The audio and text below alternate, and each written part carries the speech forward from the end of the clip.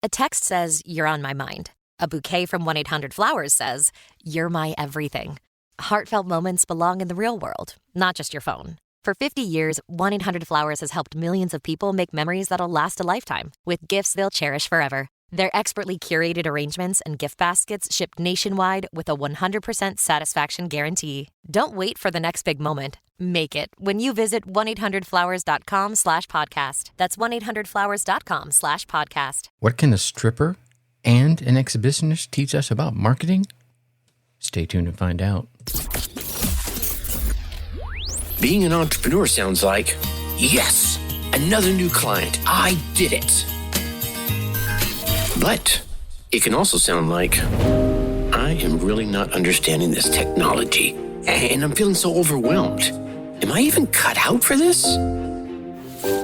That's why I started the Dark Horse Entrepreneur Podcast, to help infopreneurs, coaches, and course creators who want to build a business online but are battling technology, overwhelm, procrastination, and even imposter syndrome. Think successfully, think differently, think bigger, and take action by learning tips from an array of business owners, all dropping knowledge on the Dark Horse Entrepreneur Podcast.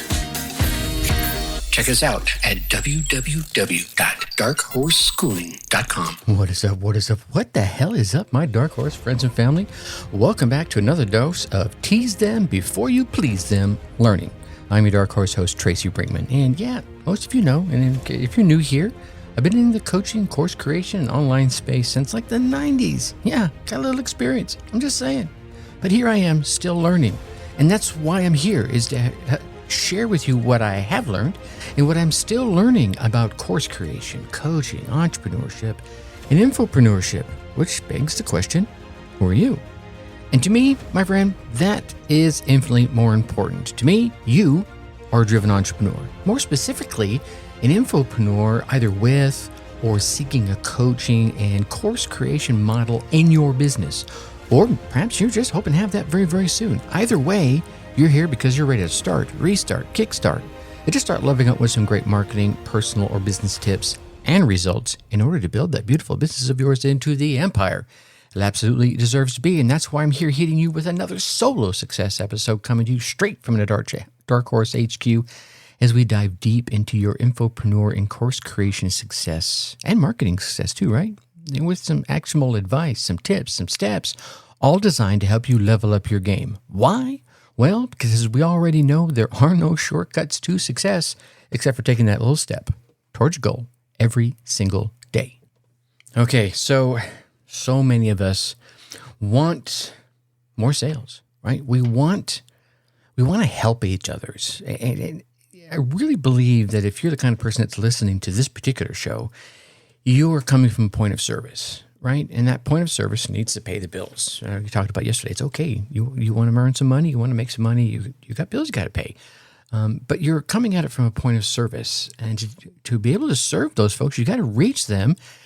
And you got to make them a little curious. Hence the title of this particular episode, The Crafty Curiosity Creates Copious Clicks. Or what a stripper and an exhibitionist can teach you about marketing. If for no other reason, that second part might make you go, wait a minute, what? And here's where I'm going with this. Not so long ago, I received an email from an entrepreneur magazine store. And in the subject line, it said, 6 useful things you never knew you needed. Yeah, I clicked on it. And do you know why I clicked on it? Curiosity. If you can build curiosity into your headlines, I wanted to know what was the things that I didn't know I needed. But coming back, if you could build that curiosity into your headlines, into your subject lines, you, my friend, will get more clicks. You will get more people reading your emails, listening to your podcast episodes, listening to your Facebook Lives, whatever it may be. But that's, I know, I can hear you now. How do you create that curiosity? Well, that's what I wanted to know. So what did I do? Yeah, I Googled it. And I found myself reading something about Carnegie Mellon, the psychiatrist, and George Lewinsky, called something they called the curiosity gap. Now, essentially, This curiosity gap is when you discover that you're missing some valuable piece of knowledge. For example, you read the subject line, the blog post title, the headline, or the call to action, and you realize you don't quite know what's on the other side. This creates some sort of internal pain, you might say, internal motivation, this motivation to move forward, to relieve that pain that you have just got to click through. You have to discover what you're missing. Now, a follow-up study from Caltech shows that curiosity increases to a point as knowledge increases, then it drops off. Okay? It's the lack of information that creates the curiosity. Ooh, it's magic dust right there, right? And when a significant amount of information is received, well, obviously then the curiosity decreases. Now, for those of you who are as long in the tooth as I am, you'll remember a show called Let's Make a Deal. And I believe they actually did remake some of that, a version of that show. And I'm going to be honest, I didn't watch the remake, but I can talk to the old version.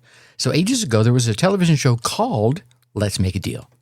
And it was really kind of cool because the people would dress up in these outrageous costumes and sit in the audience. And the reason for the outrageous costumes was in the hopes that the host would notice them and ask them to play the game, right? There you have it. Bing, bang, boom. I'm going to create the most outrageous costume or outrageous sign. So the host would see me and come over and say, hey, let's make a deal. Now, when the contestant played, there was so many different silly games. Among all the other silly things that they were asked to do, things like choose a box, A, B, or C. And that box could be right in front of them. It could be down at the end of the aisle from them. It could be up on the stage, depending on the size. Or maybe it's, doors 1, 2, or 3, or A, B, whatever it is. Now, there was usually a combination of either awful stuff in those boxes and behind those doors, or completely amazing items where you're like, oh my God, I would stop right there and go home a complete winner, right?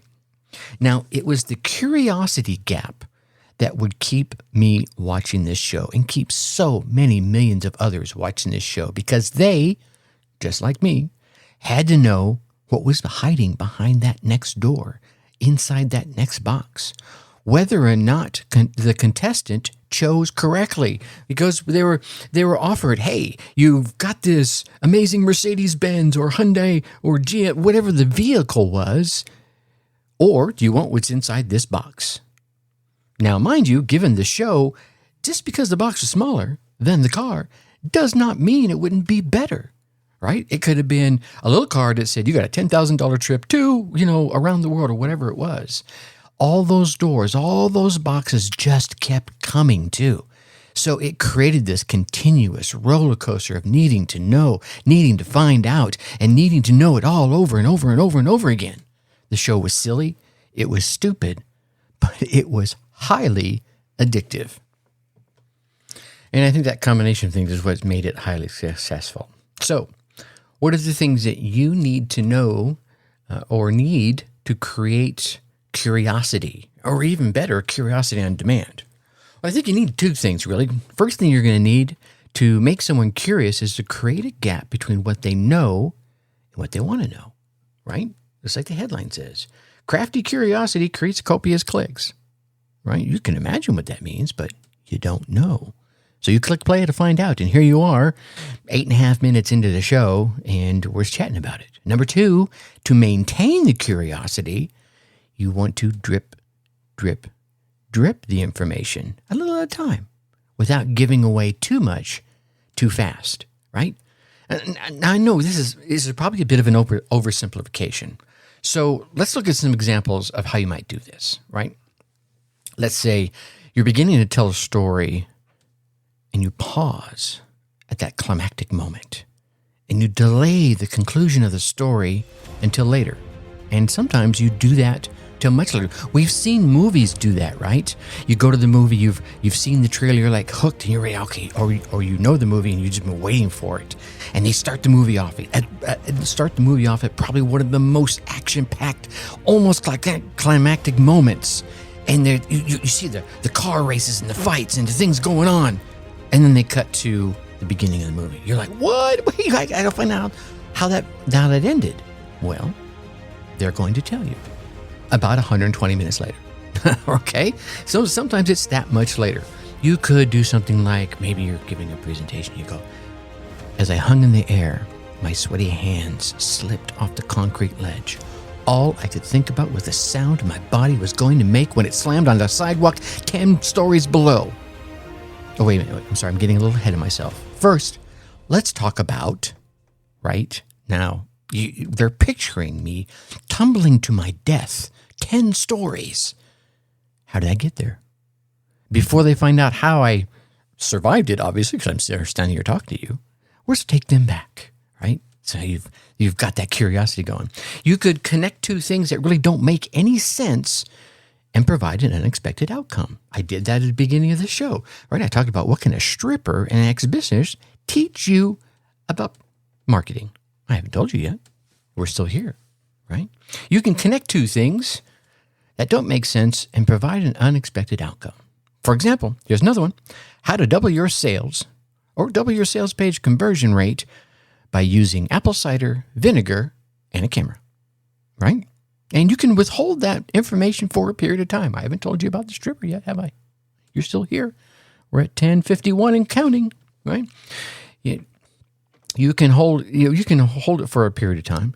I'm going to tell you, I'm going to reveal the exact 3 words that will make any man fall in love with you or woman. But before I do, I need to tell you this story. Huh? Now you're going to withhold that information. They're waiting to hear those 3 little words. And you might introduce something new to the readers into their knowledge or previous. You want to introduce something new to the readers that their existing knowledge or their previous experiences cannot explain. Here's an example of that. Instead of paying for traffic, get paid upfront to drive traffic to your own website and your own offers. No, okay, seriously, I know I just made that one up, but I need someone right now to figure out how that works because somehow it sounds like it could, and I'm super curious about how it could work. Aren't you? Yeah, you get me? All right, let me leave you with let me give you a few tips for creating curiosity. I would highly recommend that you start a curiosity swipe file. Now, many of you know I'm an avid journaler. I like to journal. I keep my little journal, my little book around with me everywhere. And most recently, I used the audiobook called The Bullet Journal. I highly recommend it for anyone who enjoys journaling or has toyed with the idea of journaling because I have gone through journaling, my goodness, since the 80s, 90s. And it's changed, and I've tried various different journals. This is a quick sidebar. Sorry for everybody that's waiting for the curiosity piece. But I found this audiobook, again, it's called The Bullet Journal, to be the most flexible system around. So go check it out. Anyway, and I say all that because that's where I'm building my curiosity swipe file. When I see something that is an amazing headline or something makes me think of a sentence that provokes my own curiosity, I write it down into my curiosity collection, right? It's just a little couple of pages in my journal that wherever I hear something or see something or just think of it myself, I write it down. Now, you want to make your information personally relevant. Here's an example. The secret ingredient to killer brownies. Well, that's interesting. But you will make the best brownies of your life with this secret ingredient. That's more personal. Oh, because as I'm reading, imagine you're the person that's reading that. I'll make the best brownies of my life with that one secret. Okay, let's try that out. You want to offer the promise of something worthwhile to the recipient, to the reader, to the listener, whatever it is. Use visuals to create the mystery and the curiosity. If you'll notice the recent podcast episodes, I've started, I took my face off of there. I know I'm good looking. I get it. But you're not interested in my good looking face. You're interested in the content. And so I started adding a simple graphic and some words that would tease that content, raise that curiosity. And I've seen a little bump in listenership. There you go. So use those visuals to create mystery and curiosity. Be different. Everyone else keeps their face on their podcast artwork. On my main page podcast artwork, it's there. But on the individual episodes, because I figure if you're interested enough to look at the individual episode, you don't care about my face. You want to know what's going on inside the episode, right? Be different. Don't use material easily found everywhere else, right? You've heard me mention this a number of times where you go out and you do your research and you add something that's uniquely you. So while you may have found it, that everyone else can find it, you figured out a way to do it a little differently. That secret ingredient in brownie could be, I don't know, molasses. Very available. Many people use it. Maybe you have a special way to do it. Okay. Make this information, this little tease that you're doing, interesting, enticing, and eye-opening. If you can get them to ask, what's this? The click, that'll just happen. And your job, my friend, is done. Now, I know, why is curiosity important in your marketing? Well, it increases the clicks of your emails. Number one, right? It gets people reading and consuming your content. So this goes beyond just emails. This could be out there in your social media because it increases the engagement in your social media. I've started altering the way I put the little blurb in my podcast episodes. I used to say, hey, Tracy shares this. Well, I started changing it a little bit more recently to invoke more of this curiosity. And again, see the left. Okay. It increases your share on social media as well as your engagement. It gets people reading and consuming your stuff. Yeah, I repeated that one. Can you guess why I repeated it? All right. Okay, one more thing. Curiosity built Apple. Yeah, the amazing company whose product so many of us use was built by curiosity. Steve Jobs was a master at exploiting curiosity. He would hint to a new product. We've all experienced it over the years. He would leak out a product prototype and then embargo all the official information between the demo and the product release. People would go crazy. They'd go nuts with their interpretations, their speculations, their thoughts, their wishes, their hopes. They would discuss the new product on social media and create all this buzz. People by then had millions of people ready to buy the product before the product was even released. Curiosity built Apple. All right, so let's get around to curiosity and the stripper. Dun, dun, dun. Now, if you all remember about creating curiosity, if you remember anything, I want you to remember this. It will be enough to vastly improve your marketing skills.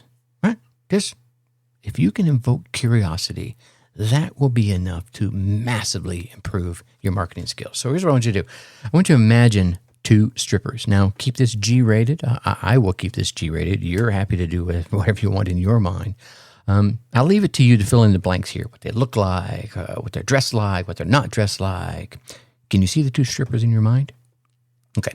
All right. Now, if you're driving, please do not close your eyes. Imagine maybe the stripper sitting next to you in the car and the other one in the back seat and you're looking in the rearview mirror. Whatever it is, be safe out there. Okay, I want you to have one stripper immediately remove all his or her clothing. Ta-da! No buildup, no curiosity. That's all there is. Thank you for coming, right? Now, I want you to realize this person isn't a stripper. This person is an exhibitionist. Yeah, so what, Tracy? Big deal. Now, let's go to that other stripper. Let's put the exhibitionist in the back seat if you're driving and put the other stripper in the front seat next to you. I want you to imagine this stripper slowly reaching up to take off that first piece of clothing. One button, one snap. Just slowly revealing, right? Maybe they're taking 10 minutes to remove that first piece of clothing. Yeah, that 20 minutes, that's 20 minutes of teasing. That's 20 minutes of anticipation. That's 20 minutes of wondering which article of clothing is coming off next and what, if anything, is beneath it. Is there a tattoo? Is there a scar? Is there a tan? Is there a tan line? Is there no tan? Is there six-pack abs? I don't know, right? You already know what I'm what I'm going to ask. Which one of these strippers did you essentially ignore? And which one did you pay attention to for 20 minutes? Or in this case, probably the past 3 or 4 minutes. Yeah. So in marketing, I don't want you to be an exhibitionist. I don't want you to be out there in your rain jacket going, da-da. No. Be the stripper. You might write that down. Here, write that down in your journal, in your bullet journal, right? It's going to be funny, especially if you're still doing the 9 to 5, and this is your investigative effort to do the cubicle escape. Write down "be a stripper" on a Post-it and leave it on your desk. Mm-hmm. Then again, if you have a spouse, you might not want to do that, or you could explain it before they find it. Okay, but that's the point. You want to be the stripper, right? Belly dancers are really good at this, right? They show you just enough, and maybe they start to take off, and they're kind of being the stripper, and they're wiggling the hips, and they're shaking the body, and they're doing all those body contortion things that they do that are just amazing to watch. But you never get to the naughtiness, do you? Huh? Be a stripper. All right. Some subject lines that you could use to inspire curiosity. I'm going to give you all the goods today. Now, here is one thing I want you to remember. Nowhere else is it more important to inspire curiosity than it is in your subject lines. If people aren't curious, they're not even going to open the damn email. They're not going to read your message, and they're never, ever going to click your link. If they don't open the email, they're never going to know there's a link in there, right? It all begins with creating that curiosity in those few words that they see in their inbox. They always see the header and nothing else. They'll see that header. So let me give you a few subject lines that you can start. You can start with, right? Simply replace some of the words with your own words. For example, kindly don't open this email. Right? There you go. And you could replace with open this email to kindly don't listen to this podcast. Kindly don't pay attention to me. Kindly don't whatever. All right? It could be coming in. Kindly don't go to bed. Do this instead. Kindly don't join us unless you have what it takes. Kindly don't run naked through the streets. Yeah, I wrote that one down because I opened that email. Okay. Here's some other ones. 80 likes to 4,508 likes. Say what? And you can change those numbers, right? You could say 1 like to 100 likes. And then say what? Okay. Then here's another one. Black Friday shoppers are the worst customers. And you could replace that with any event, any sales event, right? Valentine shoppers are the worst husbands. Valentine shoppers are the worst wives. You can replace customers, or you can replace Black Friday shoppers. I have a whole bunch of these. Maybe I'll just put these in the show notes so you can go review them after listening. I'll drop you a couple of more here in case you don't want to do that. But what I'll do is I'll put a link down in the show notes so you can click over there, take you to the website, darkhorseschooling.com, and right to this episode's page, and you can see these all listed out. Feel free to copy them, right? Did you hear the story? And whatever the story is, did you hear about Rhonda divorcing Jane? Did you hear that Apple might be sold to HP? Whoa, right? Did you hear? Okay. Are you eating, and then you put whatever you think is poison? Are you eating poison? Are you eating vegetables? Are you eating yourself to death? Are you, anything?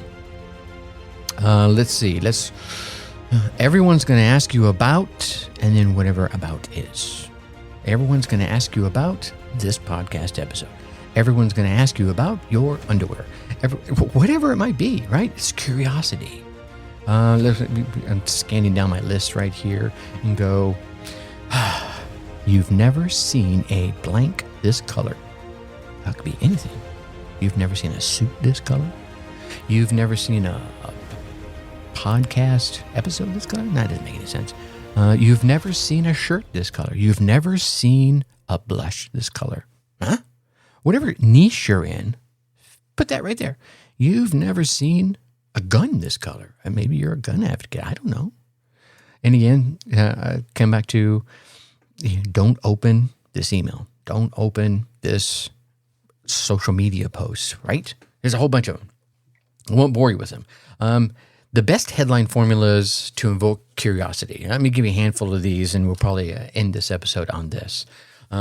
The X best ways to get blank without blank. It's a formula, right? You take that formula and you fill in the X and the 2 blanks. You could get something like the 10 best ways to get ripped without a gym membership. The 5 best ways to increase conversions without testing. Still curiosity there. Here's another one. You're running out of blank. Here's how to fix it. All right? So fill in the blank. You're running out of time. Here's how to avoid missing out. You're running out of energy. Here's how to feel better fast. Okay? Here's another one. You need to talk about blank. It's a blank. Right? And now everyone's going, why? That makes no sense. Here you go. You need to talk about AI. It's a game changer. You need to talk about your business because it's about to double. Oh, I need to know that one, right? Here's one. We'll stop at this. And again, I'll put the link down in the show notes so you can read a bunch of these and their examples. X of the blank you'll find today. What? That makes no sense, Tracy. 10 of the weirdest marketing posts you'll find today, that you'll read today, right? So there's 2 blanks. X of the blank adjective, blank topic you'll find today. X, 10 of the most dangerous foods you'll find in your cupboard today. That's an easy one. I can sit there and fill that one out right now. What never to do blank. What never to do on an angry girlfriend.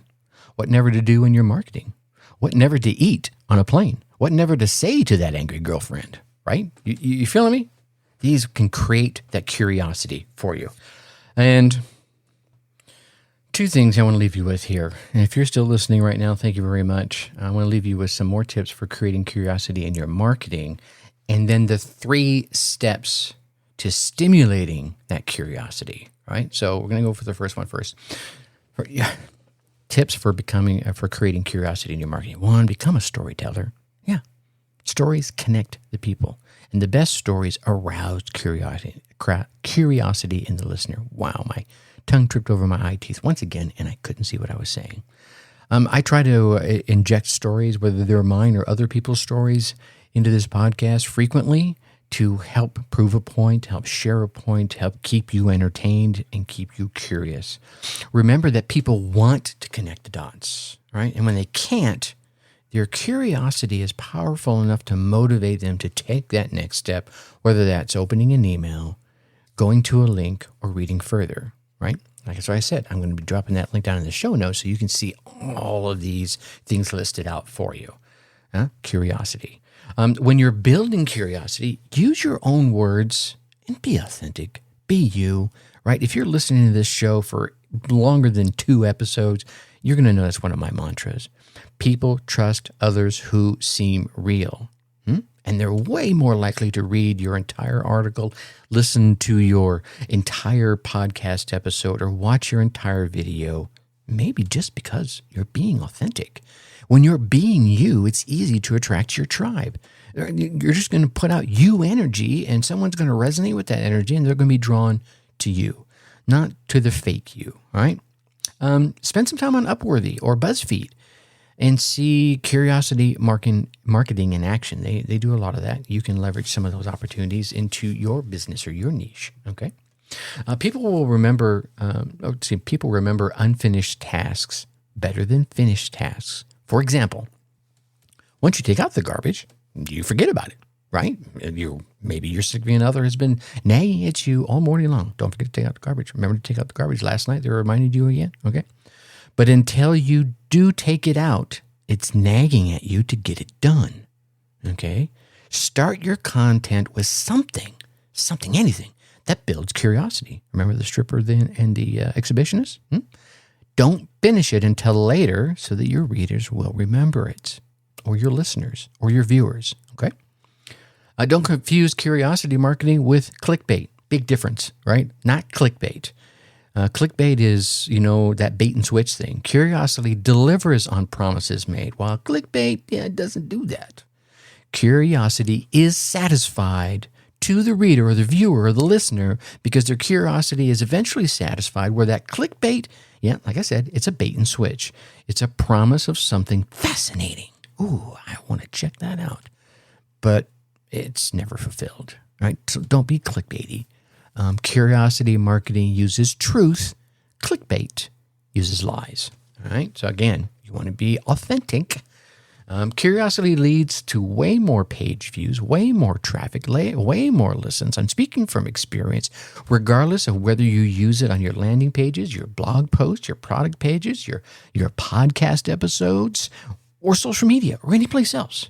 You simply must use curiosity if you want to be successful with your content marketing. You could probably be successful without it, but it'll be a lot more difficult. Okay? Far more difficult. Anyway, you know what I'm saying. Your content will likely be shared and even has a higher opportunity to go viral if it incorporates curiosity, right? The use of curiosity in marketing is, to me, no longer optional if you want to compete in this very competitive market that's out there nowadays. So combine curiosity with any of the 6 emotions, and it will be remembered even after the reader is finished with the content. They click that big X and they're done. And obviously the 6 emotions are joy, anger, fear, disgust, shock, and sadness.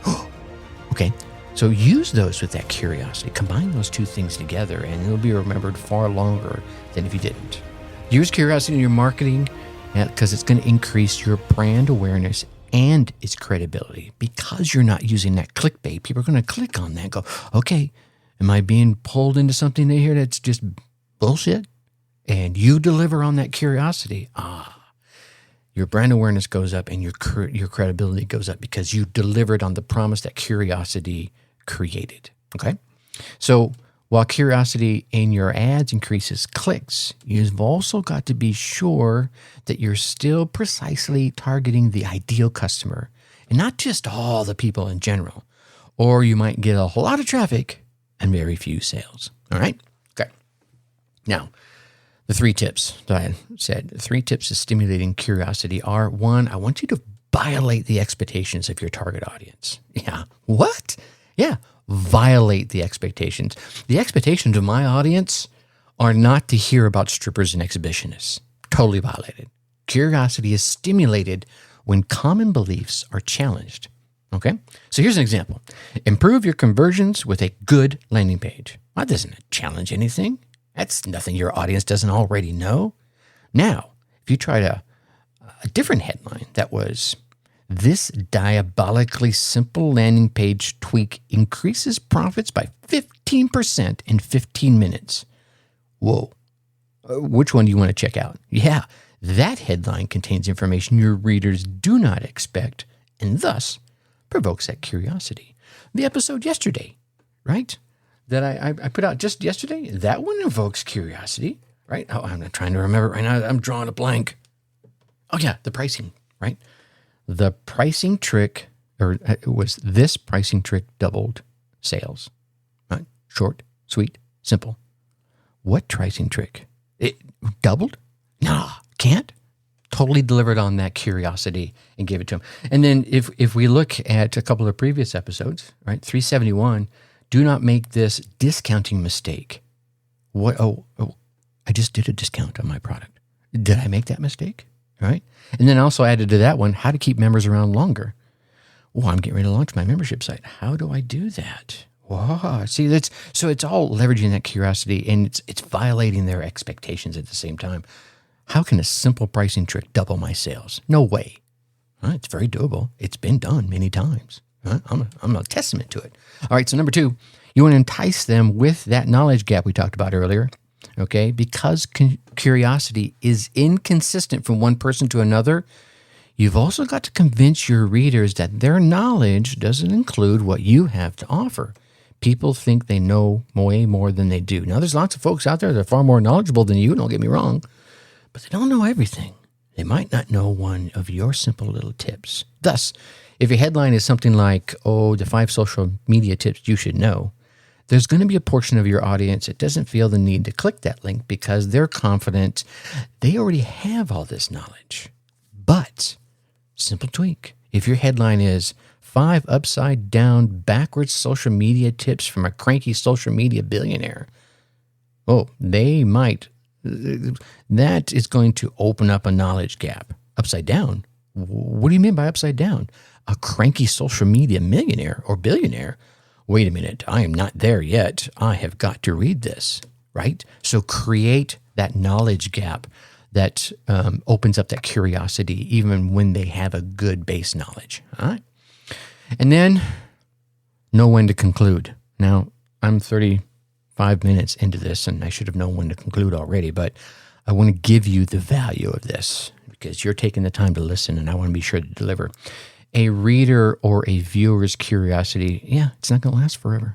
That's why I teased these 3 tips probably about 10 minutes ago, so that you might hang on a little bit longer and listen a little bit longer, okay? You ever watched a sales video and it promised you this great secret you were dying to know, but 15 minutes later, they still hadn't told you what it was? And maybe even didn't even give you an ounce of usable information? Odds are, you clicked that big red X and you bailed out. You're like, later, whatever it is. And you started Googling it and found it yourself. I don't know. I know you closed it. And I know you weren't too pleased with that product seller either, were you? No. Yeah, I've been there. I get you. Okay. You can let your reader know the answer they seek is coming. The end is right around the corner for this particular podcast episode. I want to give you this last tip. But first, you need to cover some other related ground. And as long as you keep it interesting, as long as you keep it informative with each sentence enticing them to listen a little longer, to read a little more, they'll stick with you for the entire time. But don't wait forever. Don't wait forever to close that curiosity gap. Otherwise, they're going to close your window, your website, your podcast episode, right? And as you get better at working with curiosity, you'll learn how to open new curiosity gaps the moment you close a previous one. Huh? So when I closed the stripper and the exhibitionist gap, I started telling you, look, I want to tell you about some tips of creating curiosity in your marketing, and I want to give you 3 steps to stimulating curiosity. So I closed one and I opened up a new one. Now, a lot of times what you want to do is you want to open up the new one before you close that one. You want to open up a new one and then immediately close the old one. Because some folks, as soon as you close the old one, are like, okay, cool, I'm out. And they're gone. Okay, so I might have lost a few folks. Who knows? Okay. But that's not how you did it with this one. Anyway, live and learn. Think about all the movies and shows, especially the series that are out there.